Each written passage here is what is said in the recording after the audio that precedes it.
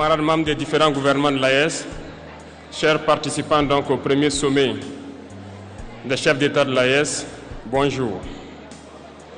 C'était un immense plaisir et un honneur de nous retrouver ici aujourd'hui, une date bénie, une date mémorable, le 6 juillet 2024, ici à Niamey. Avant tout propos, rendons grâce à Dieu qui a permis donc que ce jour soit. Nous lui disons merci pour tout ce qu'il a pu faire pour nous jusqu'à aujourd'hui et tout ce qu'il fera pour le peuple de l'AES. Permettez-moi également de rendre hommage au peuple nigérien. Ce peuple qui a tant souffert depuis l'avènement du CNSP et qui continue de rester debout. Merci aux Nigériens qui nous ont réservé un accueil chaleureux hier lorsque nous avons foulé le sol de notre patrie ici. Vous êtes plus que des amis, vous êtes plus que des voisins, vous êtes nos frères, vous êtes nos sœurs. Parce que la fraternité va au-delà de l'amitié ou du voisinage. Nous avons le même sang qui coule dans nos veines.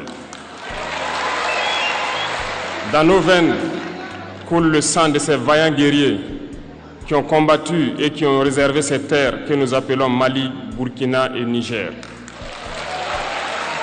Dans nos veines coule le sang de ces vaillants guerriers qui ont aidé le monde entier à se débarrasser du nazisme et de beaucoup d'autres fléaux. Dans nos veines coule le sang de ces vaillants guerriers qui ont été déportés d'Afrique vers l'Europe, l'Amérique, l'Asie ou je ne sais encore, et qui ont contribué à construire ces États pendant l'esclavage. Dans nos veines coule le sang d'hommes dignes, d'hommes robustes, d'hommes debout. Et pour cela, soyons-en fiers et soyez remerciés d'être ressortissants de l'AES. L'Afrique, ce continent qui a tant souffert et qui continue de souffrir du fait des impérialistes. Ces impérialistes n'ont qu'un seul cliché en tête. L'Afrique est l'empire des esclaves. C'est comme ça qu'ils voient l'Afrique. Pour eux, les Africains les appartiennent. Nos terres les appartiennent. Nos sous-sols les appartiennent. Ils n'ont jamais pu changer de logiciel jusqu'à aujourd'hui. C'est déplorable. Mais comment procèdent-ils? C'est malheureusement depuis donc ces années 60 où ces simulacres d'indépendance ont été donnés à l'Afrique. Ils n'ont juste fait que placer des valets locaux à la tête, selon eux, de leur sous-préfecture, pour pouvoir continuer à les alimenter. Ces valets locaux que nous allons qualifier aujourd'hui d'esclaves de salon n'ont d'autre repère que de chercher à vivre comme le maître, à satisfaire le maître et à faire tout ce que le maître lui dicte. Ils volent, ils pillent nos États, amènent tout chez le maître et leur richesse est conservée chez le maître. Ils font tout pour vivre comme le maître et toujours le satisfaire. Lorsque le maître commande, ils exécutent. Savez-vous qui sont ces esclaves de salon? Eh bien, nous allons vous expliquer ce que c'est. Ce sont des individus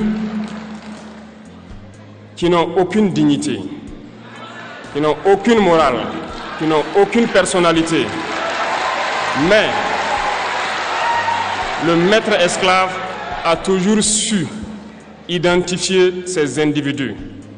Ils sont toujours prêts à trahir leurs frères pour satisfaire le maître. Ils nous ont trahis depuis l'indépendance et d'autres continuent jusqu'à aujourd'hui à nous trahir au profit de leur maître. Ces individus continuent toujours, contre vents et marées, à piller l'Afrique, à aider le maître à piller l'Afrique. Ils se plaisent à le dire chaque année Dans leur sondage économique, le Burkina est le pays le plus pauvre, le Mali est le pays le plus pauvre, le Niger est le pays le plus pauvre. Nous sommes classés parmi les derniers. Très bien, si nous sommes aussi pauvres qu'ils le disent, mais quand est venu le moment de prendre nos responsabilités, nous avons demandé à ces maîtres de quitter les lieux. Pourquoi ne veulent-ils pas partir? Lorsque nous prenons le cas du Niger, depuis plus de 40 ans, certains pays exploitent l'uranium pour produire de l'énergie chez eux. D'Ottawa jusqu'à Paris, les rues sont illuminées, c'est la lumière. Mais au Niger, c'est l'obscurité qui nous est servie. Lorsque vous partez dans nos États, nos sols sont troués de toutes parts pour rechercher les métaux précieux tels que l'or.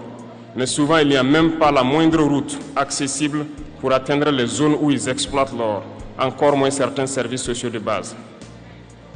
Voilà pourquoi nous avons décidé de nous révolter et de prendre le destin de nos pays en main. Il y a bien d'autres exemples. Mais lorsque nous avons décidé ainsi, eh bien, nous avons été approchés par certains esclaves de salon pour nous passer le message de leur maître. Parce qu'ils avaient créé cette sorte de chaîne polymère qui se relève à la tête de nos États pour les servir. Et nous sommes venus briser la chaîne. Et c'est inconcevable pour eux.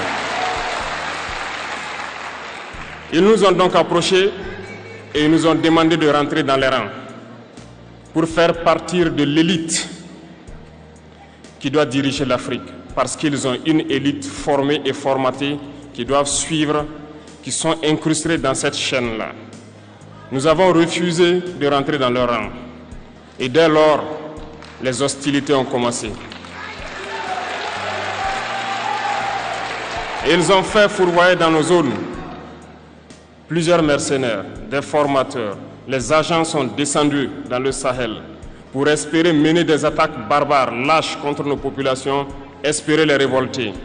En plus de ces attaques sur le terrain, les attaques communicationnelles, la manipulation, la désinformation battent son plein dans leur rang.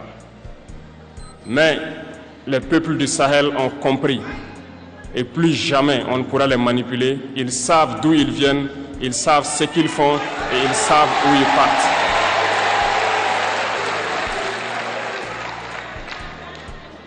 Nous n'allons plus permettre cela. Les gens sont éveillés et les gens se battent aujourd'hui, pas pour nous-mêmes, mais pour les générations à venir. Et merci à tous pour le combat qui est livré. Cela ne nous fait jamais pleurer. Nous n'allons pas trembler. Nous allons affronter. Nous allons nous battre pour l'indépendance réelle, pour notre liberté. Parce que pour faire peur au peuple de l'AES, ces individus n'ont que 3 termes dans la bouche: démocratie, liberté, droit de l'homme.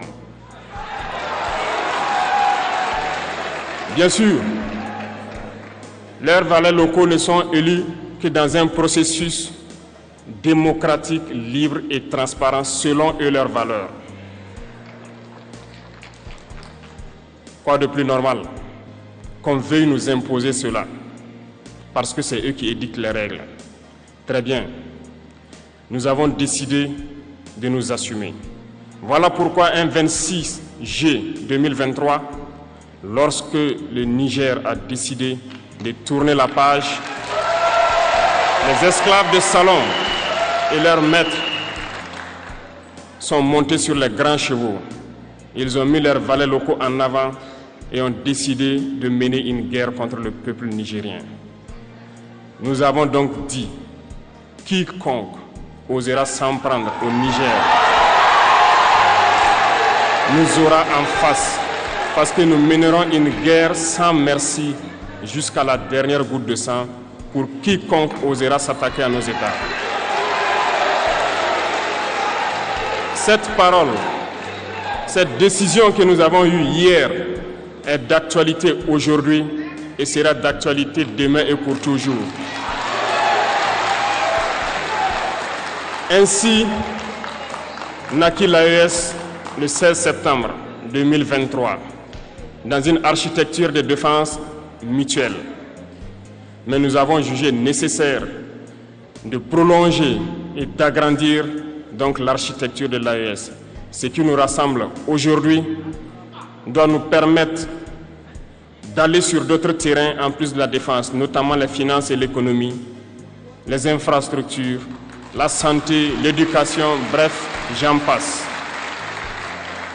Je souhaite donc que ces moments soient pour nous une histoire que nous allons écrire pour l'AES, mais surtout pour l'Afrique et pour le monde entier. Que Dieu illumine tout un chacun de nous. Que Dieu nous inspire dans ces tâches qui nous sont confiées. Et surtout, que lorsque nous faisons tous nos travaux, que nous ayons en tête une seule chose, l'intérêt suprême de nos populations. Sur ce, nous prions encore une fois de plus, bon Dieu, qu'il nous accompagne tous dans nos différentes tâches, qu'il protège nos combattants qui, grâce à eux, nous permettent d'être assis ici et d'échanger autour de l'avenir de nos États. Soyez donc remerciés une fois de plus, peuple nigérien. Soyez unis et solidaires, peuple de l'AES, la patrie ou la mort.